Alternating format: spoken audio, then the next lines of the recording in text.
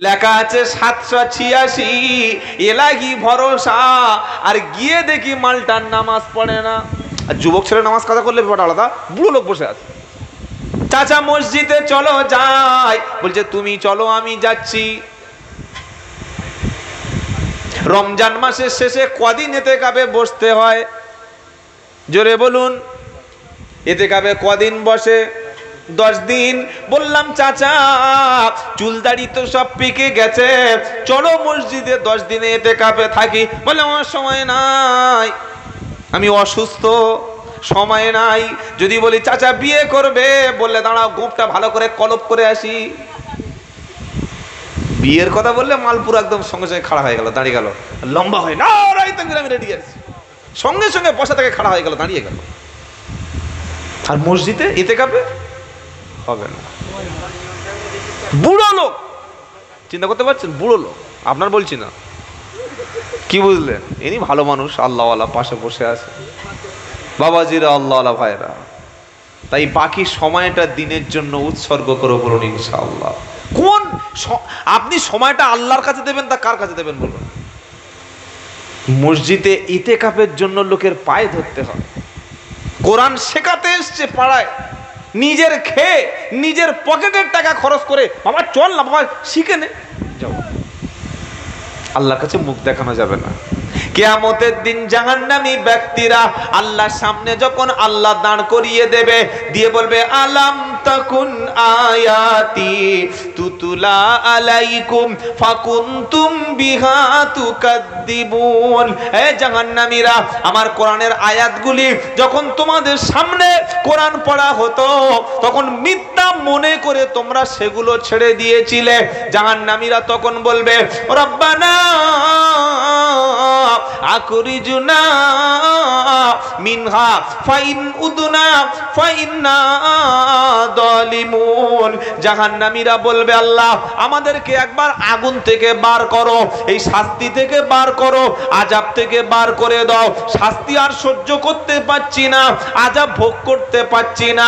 আল্লাহ একবার তুমি যদি এই আযাব থেকে, শাস্তি থেকে আমাদেরকে বার করে দাও, আর আমরা কখনো অপরাধ করব না। আল্লাহ পাক সেদিন বলবে ক্বালা কুসাউ ফিহা ওয়ালা তুকাল্লিমুন। চুপ করো হে জাহান্নামী ব্যক্তি, এই আগুনে যারা জ্বলছো, চুপ করো, চুপ করো, আমার সাথে কথা বলো না, আমার সঙ্গে কোনো আলাপ করো না, আমার সাথে কোনো কনভারসেশন করো না, কোনো কথা তোমার সাথে আমার নাই। তুমি ধিক্কার, তোমার উপরে ধিক্কার, তুমি আগুনে পড়ে থাকো, এখান থেকে আর কোনো কথা আমি আল্লাহ তোমার শুনবো না। আমি 70 বছর 80 বছর জিন্দেগি দিয়েছিলাম, তুমি সারা দিন গুনাহ করেছিলে, রাতে ঘুমানো যাওয়ার সময় একবার কি আল্লাহর কথা তোমার মনে পড়লো না? একবার কবরের কথা কি মনে হলো না? রমজান মাসে মুসলমানের বাচ্চা কি করে তুমি দিনের বেলা খেয়েছো বলো? তুমি মুসলমানের ছেলে জুমার নামাজ কাজা করেছো কি করে বলো? তুমি মুসলমানের ছেলে কি করে মদের বোতলটা হাতে নিয়ে খেয়েছো বলো? তুমি মুসলমানের ছেলে কিভাবে জুয়া খেলেছো বলো? তুমি মুসলমানের বাচ্চা কিভাবে গাঁজা খেয়েছো, কিভাবে হারাম খেয়েছো বলো? তুমি মুসলমানের ছেলে কিভাবে আল্লাহকে ভুলে গিয়েছো বলো? আমি আল্লাহ তোমাকে 60-70 বছর হায়াত দিয়ে আমি তোমাকে আমার রাস্তায় ফিরে আসতে বলেছিলাম। একবার যদি তুমি তওবা করতে, একবার যদি তুমি গুনাহ মাফ চাইতে, আমি আল্লাহ তোমার অপরাধকে ধুয়ে মুছে সাফ করে দিতাম।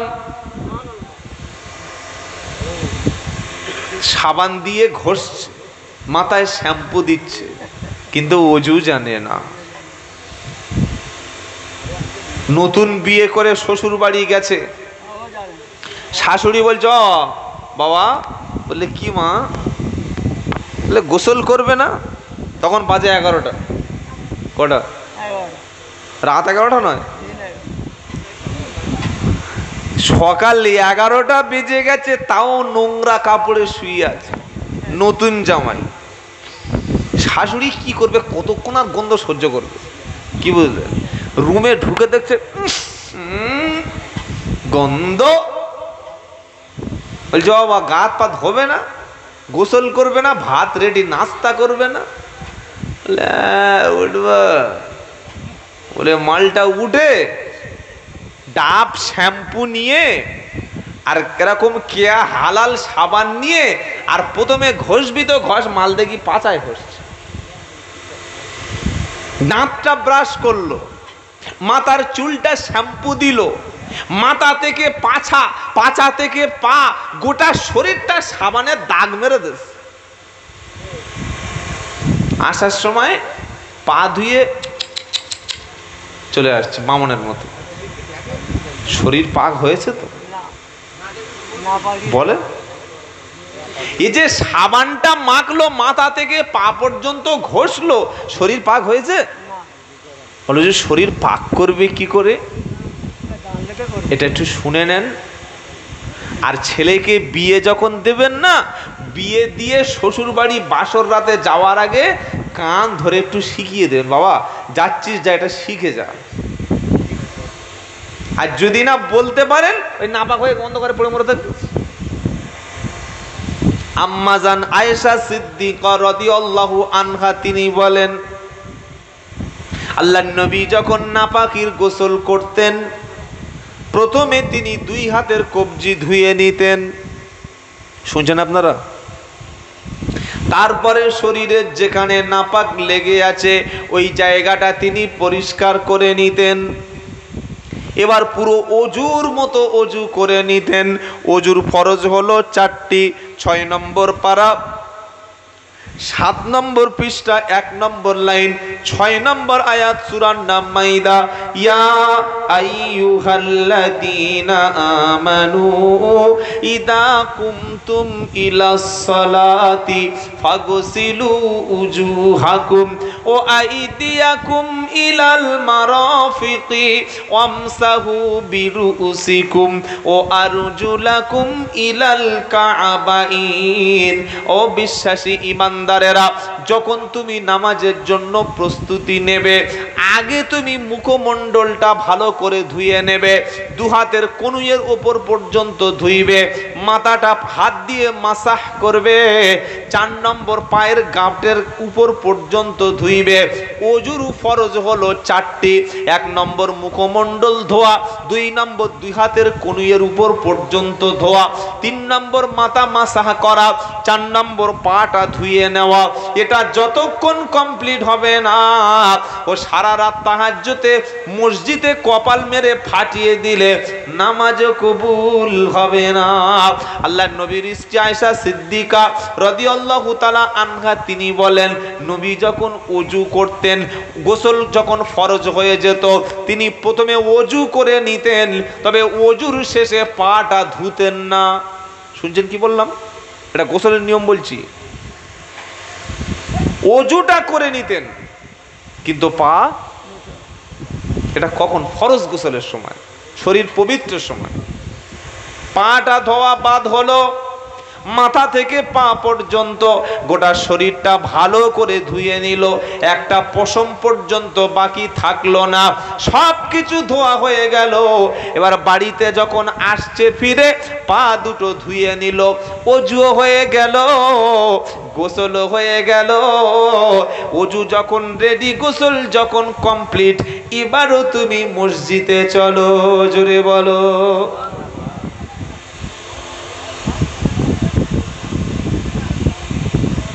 ওযু গোসলের কোনো কারবার নাই। পাক নাপাক কি জিনিস জানে না। আল্লাহু আকবার। মুসলমান বড় আফসোস লাগে, এই বেসিক জিনিসটুকু শিখেনি। রাত্রে বিড়ি খেতে খেতে কোনো মুসলমান ঘুমায়? আপনি রাত্রে বিড়ি খেতে খেতে ঘুমাচ্ছেন, আল্লাহর নবী কিয়ামতের দিন যখন উম্মত বলে কাউসারের পানি হাতে দিতে আসবে, নবীর কাছে গেলে বিড়ির গন্ধে আপনি দাঁড়াতে পারবেন কি করে? নবীর সামনে সিগারেটের ধোঁয়া নিয়ে উঠবেন কি করে? আপনার ঠোঁটটা যে সুন্দর ছিল না, ওই ঠোঁটটা আগুনে পুড়িয়ে পুড়িয়ে কুকুরের পাছার মতো তো কালো করে ফেলেছি আমি। এই ঠোঁট নিয়ে বিশ্ব নবীর সামনে উঠে দাঁড়াবেন? তাই বিড়ি, সিগারেট, খৈনি, জর্দা, হারাম যা কিছু আছে তওবা করে ছেড়ে দিন। অনেক হল বিড়ি হারাম, 100% বিড়ি হারাম। কেন হারাম?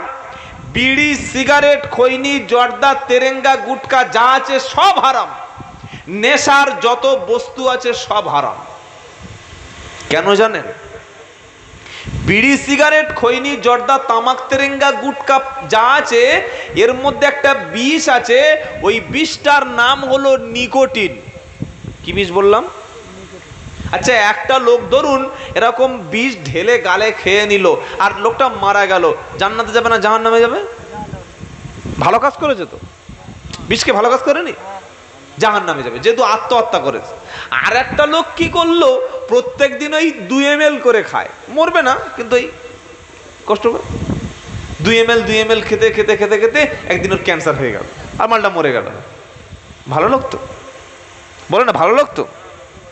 একজন একসঙ্গে ফাইল খেয়ে নিচ্ছে, আর একজন 1 ml 2 ml 3 ml করে খাচ্ছে, দুজনে অপরাধী না অপরাধী না? আমি বিড়ি, সিগারেট, খৈনি, জর্দা, তেরেঙ্গা, গুটকা, পান, শেখর, মৌরি যা কিছু খেয়েছি, যা কিছু নেশা হয় এর মধ্য থেকে, এর মধ্যে যা নেশা হয় এটার মধ্যে বিষ থাকে। বিষটার নাম কি? নিকোটিন। এই নিকোটিন বিষটা ক্যান্সার হওয়ার জন্য যথেষ্ট।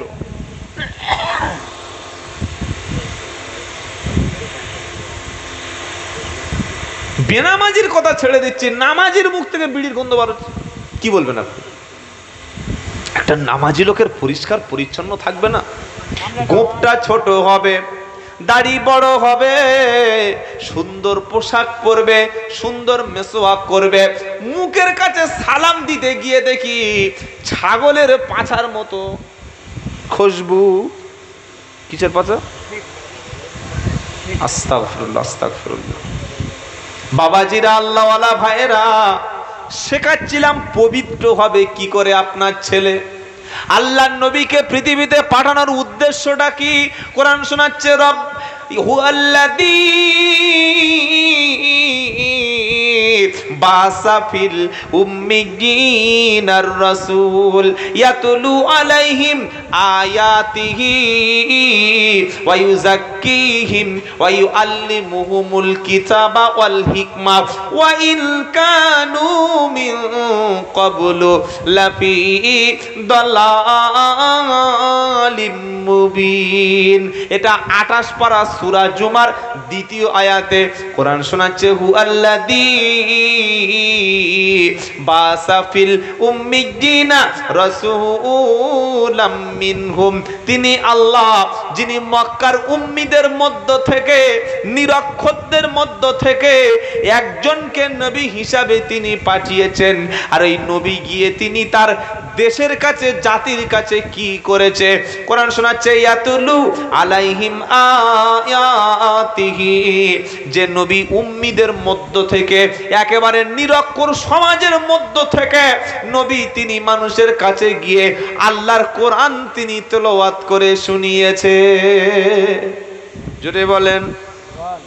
2 নম্বর, ওয়ায়ুযাক্কিহিম, মানুষকে পবিত্র শিখিয়ে দিয়েছে, মানুষকে পবিত্র পরিষ্কার পরিচ্ছন্ন করেছে। আর আল্লাহ পাক শোনাচ্ছে, ইয়াতুলু আলাইহিম আয়াতিহি ওয়া ইউযাক্কিহিম ওয়া ইউআল্লিমুহুমুল কিতাবা ওয়াল হিকমা, যিনি মানুষকে কিতাবের শিক্ষা দিয়েছে আর হিকমা জ্ঞান বিজ্ঞানের শিক্ষা দিচ্ছে। ওয়া ইন কানু মিন ক্বাবলু লাফি দালালিম মুবিন।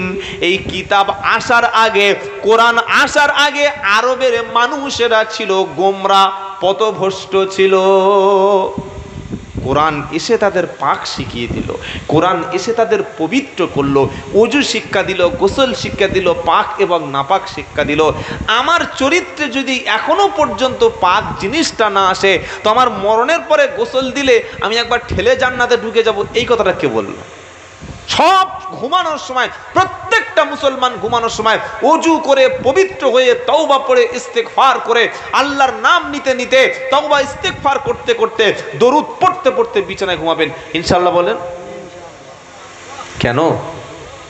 আজকের রাতটা আমার শেষ রাত হতে পারে কি পারে না? সুলাইমানের মা রাত্রেবেলা ইলিশ মাছ রান্না করেছে, ছোট বাচ্চা সুলাইমান খেয়েছে, ওর বাপও খেয়েছে, স্বামী স্ত্রী দুজনে রাত 2টো পর্যন্ত আনন্দ হলো, গল্প হলো। 2:20 সুলাইমানের বাপ ঘুমিয়ে গেল। 4:30 মসজিদে আজান হচ্ছে।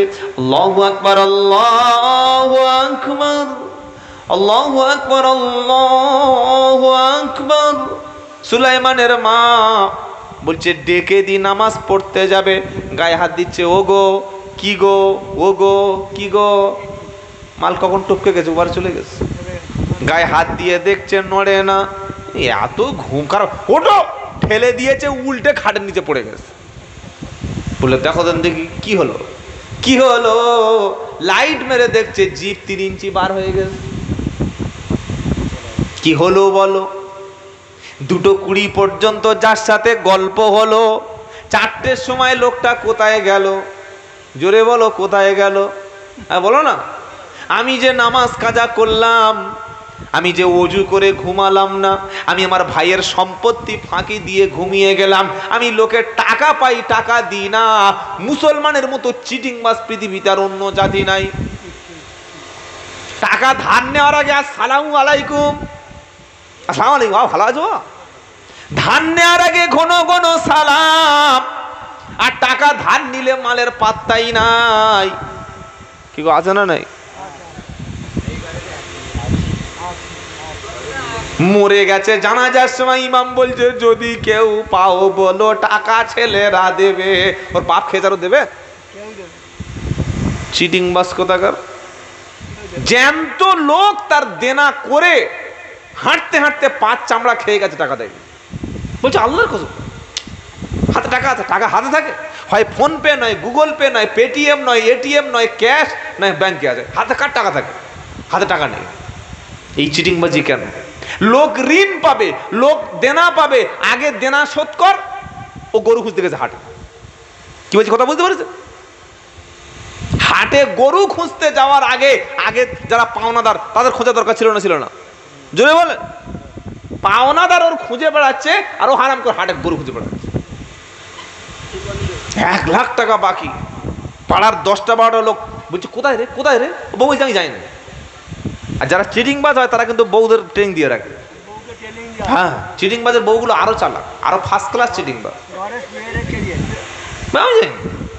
কোথায় গেছে আমার বলে যায়নি, কোথায় গেছে আমার বলে যায়নি, কোথায় গেছে আমার বলে যাই, আমি যাই না।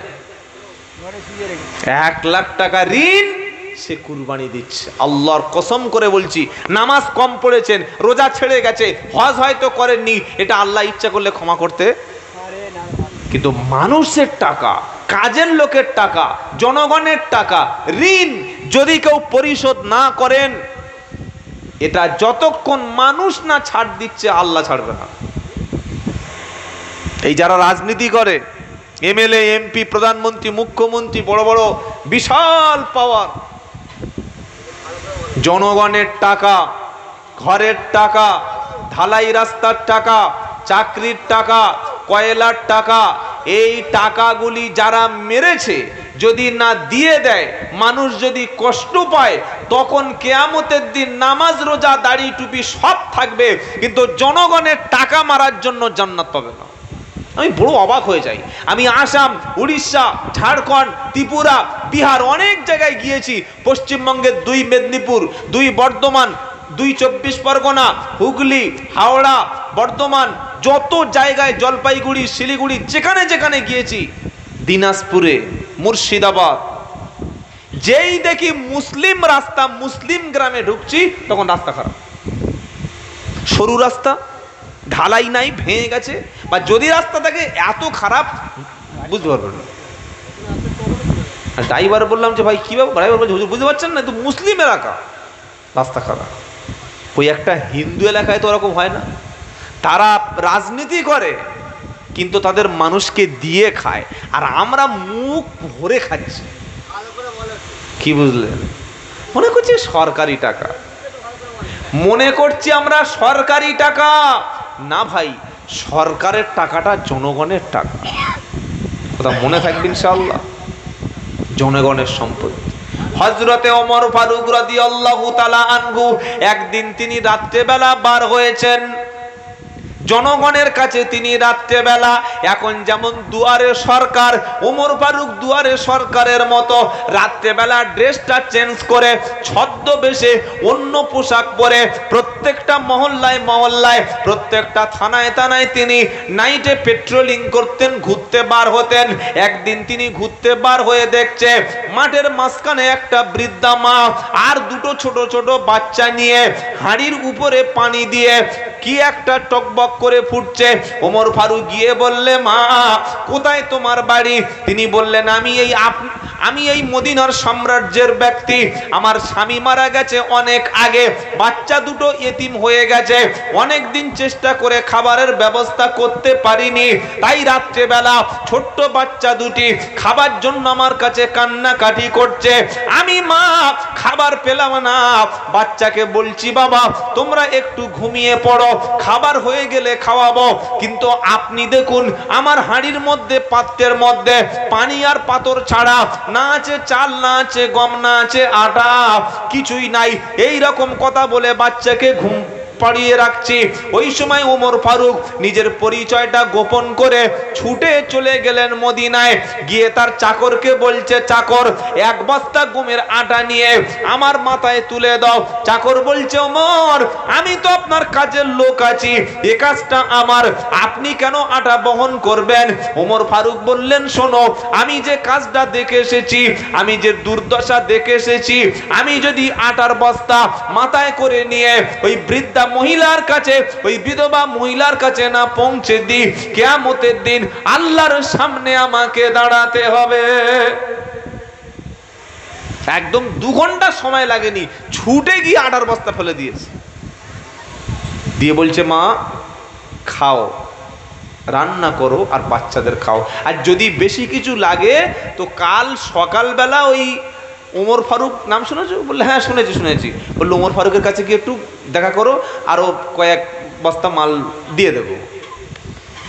বৃদ্ধা মহিলা বললেন যে, আল্লাহ তোমাকে হায়াত দান করুক, যদি ওমর ফারুক না হয়ে এই দেশের খলিফা, এই সাম্রাজ্যের খলিফা ওমর ফারুক না হয়ে তুমি যদি হতে খুব ভালো হতো। ঠিক আছে বলে চলে গেল।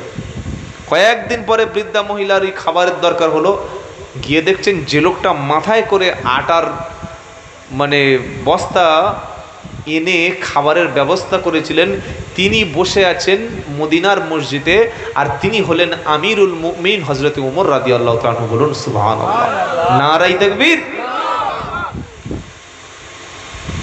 এর নাম হলো দুয়ারে সরকার, এর নাম হচ্ছে দুয়ারে সরকার।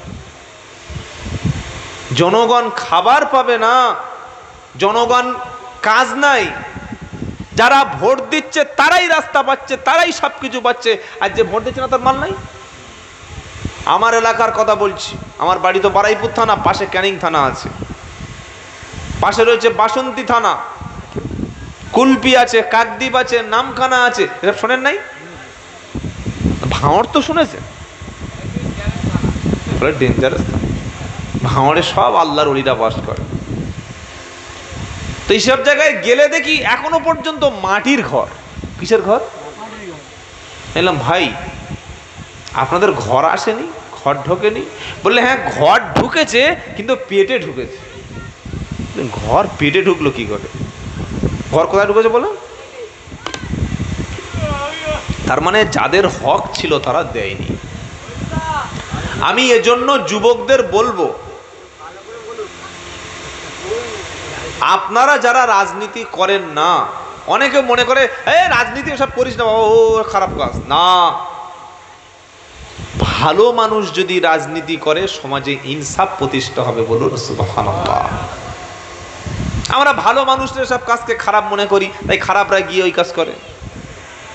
শিক্ষিত সচেতন দেশপ্রেমিক ব্যক্তি যদি সমাজ পরিচালনা করে, সমাজে ইনসাফ আসবে কি আসবে না? আসবে। আর শিক্ষিত মানুষ, ভালো মানুষ, নম্র মানুষ, আল্লাহওয়ালা মানুষ, পরেজগার মানুষ, মুত্তাকি মানুষ যদি এসব ভালো কাজ থেকে, সামাজিক কাজ থেকে, রাজনীতির মতো ভালো কাজ থেকে যদি শিক্ষিত মানুষ সরে আছে, চোর, ডাকাত, গুন্ডা, পকেটমার, বদমাইশ তারাই গিয়ে দখল করবে। এই জন্য নামাজ, রোজা, হজ, যাকাত যেমন ভালো কাজ, মানুষের পাশে সহযোগিতা করা, মানুষের বিপদে দাঁড়ানো। এই গ্রামে ধরুন একটা মেয়ের বিয়ে হচ্ছে না, এরকম তো হতে পারে, গরিব বা টাকার অভাবে বিয়ে হচ্ছে না, হতেই পারে। যারা জলসা কমিটি ভাই, তোমরা যুবকেরা, 10 জন যুবক যদি নিজেরা 1000 করে টাকা দিয়ে, আর পাড়া থেকে 20 জন মোটামুটি একটু মধ্যবিত্ত ব্যক্তির কাছে আরো যদি 20,000 টাকা আমরা তুলতে পারি, 30,000 টাকা হলে মিনিমাম একটা বিয়ের আয়োজন হয়ে যাবে কি যাবে না? শুধু জলসা দিয়েছো যেমন সওয়াবের কাজ করেছো, একটা ওই রকম মায়ের বোনের যখন বিয়ের ব্যবস্থা করে দেবে, সে যখন যৌবনের বয়সে তার পাপের হাত থেকে বেঁচে স্বামীর ঘরে গিয়ে সুখে যখন সংসার করবে, যারা তার বিয়ের ব্যবস্থা করে দিয়েছে, আল্লাহ তাদের জীবনটা ওই রকম নারীর মতো সুন্দর করে দেবে। বলুন সুবহানাল্লাহ। এটাই ইসলাম চায়। একটা ক্যান্সার পেশেন্ট, একটা কঠিন রোগী টাকার জন্য, অর্থের জন্য চিকিৎসা করতে পারছে না, কেন মুসলমান ভিক্ষা করবে মুড়ের মাথায়, বাবা দুটো ভিক্ষা দাও, লা ইলাহা ইল্লাল্লাহ। একটা গ্রামে যদি 200 মুসলমান থাকে তো 1000 করে টাকা 20টা মুসলমান দিতে পারে কি পারি না? অবশ্যই আছে। 30 জন মানুষ 1000 টাকা করে দিলে 30,000 টাকা চিকিৎসার ব্যবস্থা হয়ে যায়।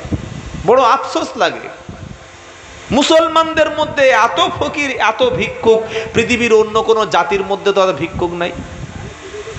কি গো বাবাজিরা, এটার নাম হলো ইসলাম। শুধু নামাজ, রোজা, হজে যাচ্ছে। হজ কবার ফরজ? জোরে বলুন। 3 বার, তাই তো? হজ কবার ফরজ? হজ হলো একবার ফরজ। একবারের পরে যতবার হজে যাবে সেটা কি? নফল। একবার হজে যাওয়া ফরজ, একবারের পরে যাওয়া নফল। নফল হলো অতিরিক্ত ইবাদত, না করলে কোনো গুনাহ নাই, করলে সওয়াব আছে। এমনও হাজী সাহেব আছে নিজের ছোট ভাইকে দেখে না, নিজের বোনের সম্পত্তি মেরে দিয়েছে, কাজের লোকের টাকা ফাঁকি দিয়েছে, এক জমি 3 বার টিপ মেরে খেয়েছে, আর টিপিল হাজী হজ করে ফিরে এসে মসজিদের সামনে কাতারে দেখি মালটা চেয়ার নিয়ে বসে আছে, চেয়ার নিয়ে বসে নামাজ পড়ছে। আল্লাহু আকবার। মারি একটা লাথি মেরে ফেলে চেয়ার থেকে। কোমরে কি হয়েছে? কোমরে কি হয়েছে বল? 2 হাতে 10 কেজি ব্যাগ নিয়ে দেখি 1 কিলোমিটার হেঁটে বাজার করে চলে আসছে। আছে না নাই? একটা কিল মারলে 32টা দাঁত ওপারে চলে যাবে, 58 গেট পার হয়ে যাবে। ওই রকম ক্ষমতা নিয়ে চেয়ারে বসে আল্লাহু আকবার। আর বসবে তো বসবে ইমামের পাশে, ঠিক সিলিং এর নিচে বসেছে। আমার সিলিং ফ্যানটা মাথা ভেঙে পড়ে না, চেয়ার বার হয়ে যাবে। আমার মসজিদে দেখি চেয়ার ঢুকেছে। আমি বলি কোথা থেকে? আমি শুধু জুমা পড়াই, এরকম প্লাস্টিকের সব টুলগুলো দিয়ে সব বসে আছে। ছেলেদের বললাম, মাল সরিয়ে দে। তারপর সপ্তাহে গিয়ে দেখে চেয়ার নাই। কি বুঝলেন? আল্লাহর সামনে ইবাদতের জন্য তুমি চেয়ার খুঁজছো না। সুস্থ মানুষ বাজার করছে, ঘুরছে, হাঁটছে, চেয়ার দেখেছেন না? দেখেন নাই? জীবনে একবার হজ করা ফরজ। একবার হজ হয়ে যাওয়ার পরে বাকি টাকাটা নিয়ে গরিবের জন্য দাও, অসহায় ব্যক্তির কাছে দাও। মুসলমানের ছেলেরা, আজকের মুসলমান পাড়ায় গেলে মুসলিম ডাক্তারের সংখ্যা আছে? যদি বলে কটা ডাক্তার আছে? যা আছে ওই হাতুড়ে ডাক্তার আছে। তো ভাগ্য ভালো আছে বলে তো কোনো রকম রুগী বেঁচে থাকে। আমরা মুসলমানরা যে টাকা লক্ষ লক্ষ টাকা কুরবানিতে খরচ করি, 10,000 টাকার গরুও পাওয়া যায়, 15,000 টাকার গরু পাওয়া যায়, 20,000 টাকার গরু পাওয়া যায়, আবার 1.5 লাখ 2 লাখ টাকার গরু পাওয়া যায়। যদি আমরা কুরবানির গরুটা একটু ছোট দিয়ে বাকি টাকাটা এক জায়গায় জোগাড় করি, একবার হজে গিয়ে বাকি টাকাটা যদি একটা ফান্ড তৈরি করতে পারি, আমরা যদি অতিরিক্ত বিরিয়ানির টাকাটা, অতিরিক্ত খাবারের টাকাটা, অতিরিক্ত উল্টো পাল্টা খরচের টাকাটা জমিয়ে যদি মসজিদে একটা ফান্ড তৈরি করতে পারি, যে ফান্ডে কয়েক লক্ষ টাকা থাকবে, পাড়ার মধ্যে যে ছেলেটা ব্রেনি ছাত্র, মেরিটোরিয়াস স্টুডেন্ট, এরকম ভালো ছাত্রকে পাড়া থেকে টাকা দিয়ে যদি একটা ডাক্তার বানাতে পারি, ও ডাক্তার হওয়ার পরে যে সমাজের মানুষ তার সহযোগিতা করেছে, এমন মানুষের বিপদে সে দাঁড়াবে কি দাঁড়াবে না? এই বাবা জিরা আল্লাহ ভাইরা, জলসায় তো খাওয়ার জন্য চাঁদা তুলি বিনা। এই সেদিন কোথায় একটা জলসা ছিল, বললে হুজুর 10 কেজি গোশ 10 জন বলো, হয়ে গেল। এবার বলছে হুজুর চাল তোলো, চাল উঠে গেল। বললে এবার ডাল তোলো, উঠে গেল। আলু তোলো, হয়ে গেল। পেঁয়াজ তোলো, হয়ে গেল। তেল বলো, হয়ে গেল। এবার বলছে দেখি ওই লবণ বলো। আমি লবণ তোর 1 বস্তা লাগে আমি পাঠিয়ে দেবো, কিছু কর। বুঝতে পারছেন কি বললাম? কটা কেজি রে? টাটার মাল খাবি 15-30 টাকা কেজি, 1 বস্তা পাঠিয়ে দিয়ে চুপ কর। লবণ পর্যন্ত মানুষের কাছে তুলে নিচ্ছে। কি ছোট লোকের বাচ্চা রে? হ্যাঁ, কটা লবণ লাগে 2 হাঁড়ি বিরিয়ানি করতে?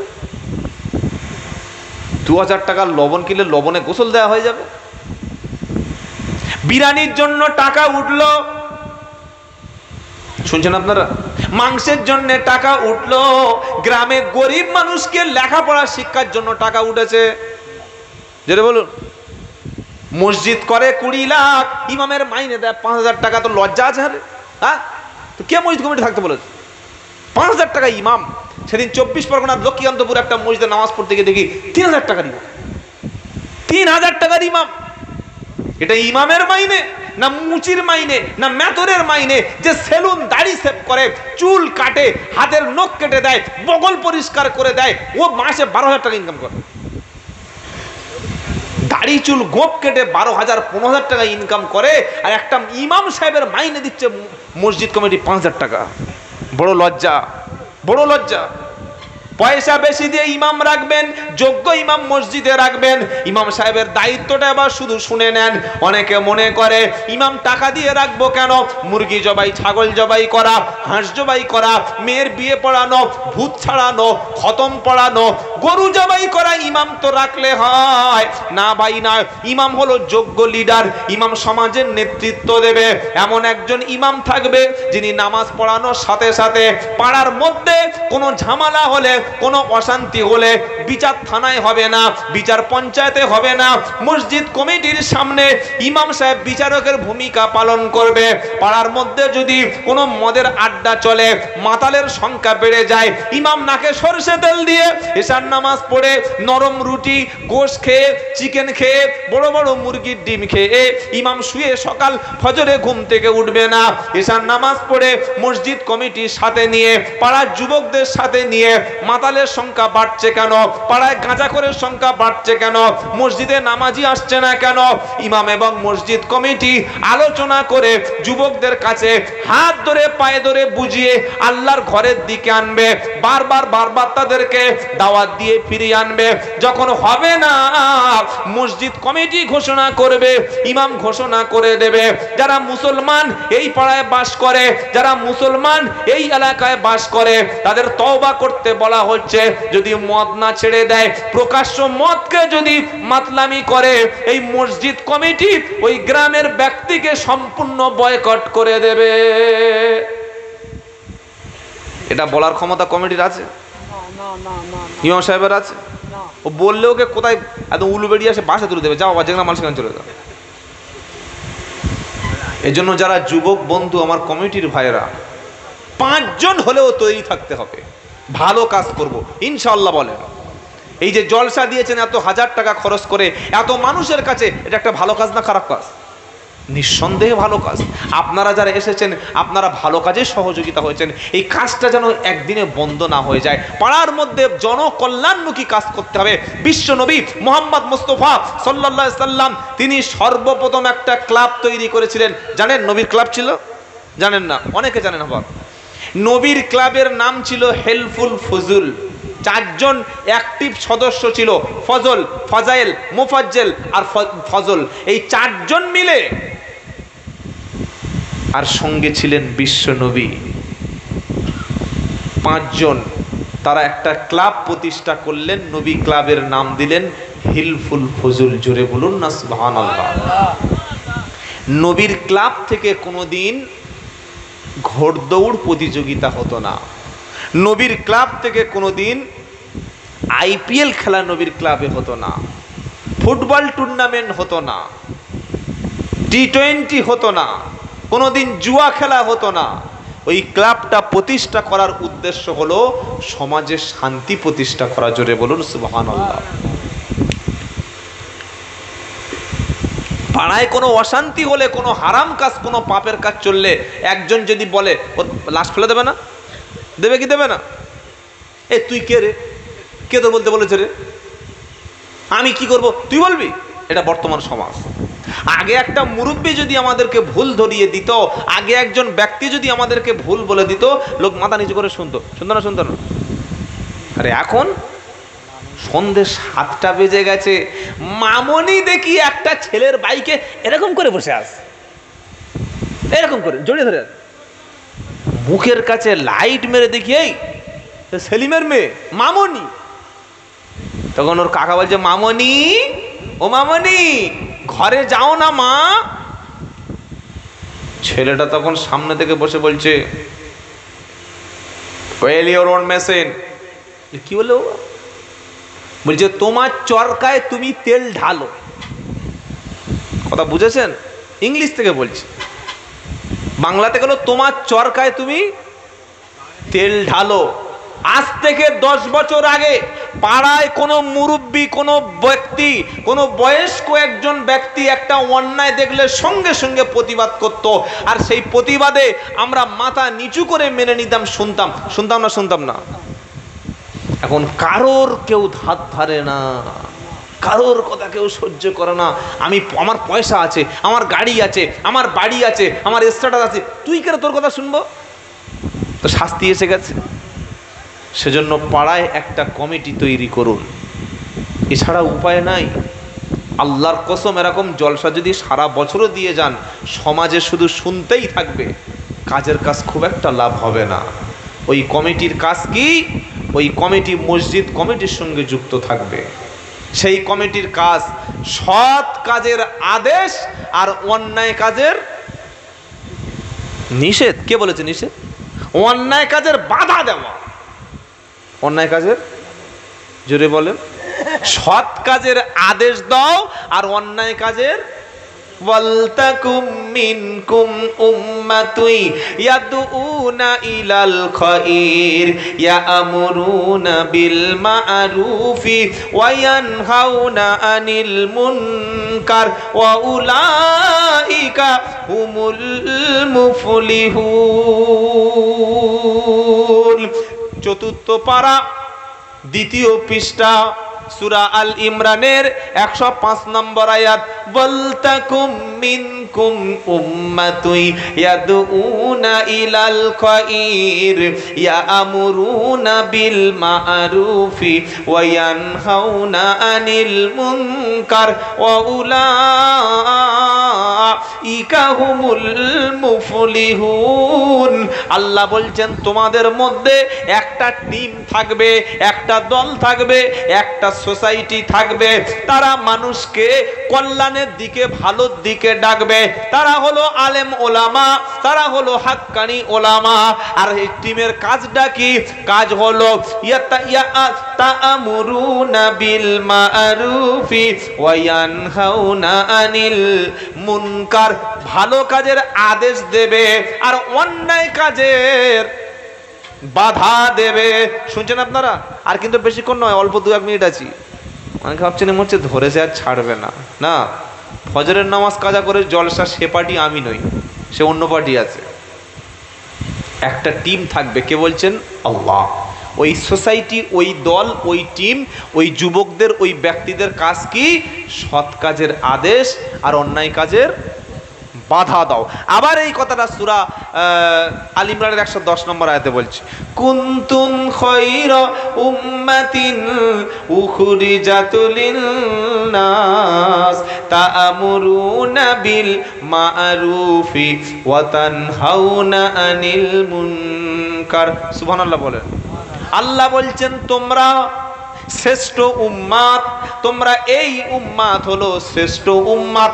তার কারণ হলো কুনতুম খায়রা উম্মাতিন উখরিজাত লিন্নাস,